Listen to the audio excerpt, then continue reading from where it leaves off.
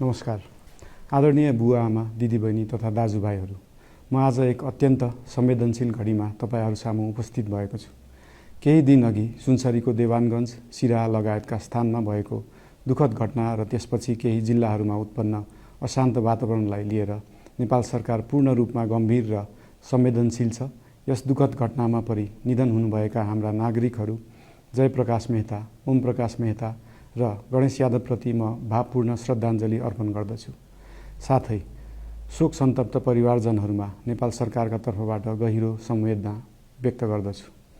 घटनामा परि घाइते हुनुभएका सम्पूर्ण नागरिकहरूको शीघ्र स्वास्थ्य लाभको कामना गर्दछु। घाइतेहरूको उपचारमा कुनै पनि प्रकारको कमी वा ढिलाइ हुन नदिन सम्बन्धित स्वास्थ्य निकायहरूलाई स्पष्ट निर्देशन दिइसकिएको छ।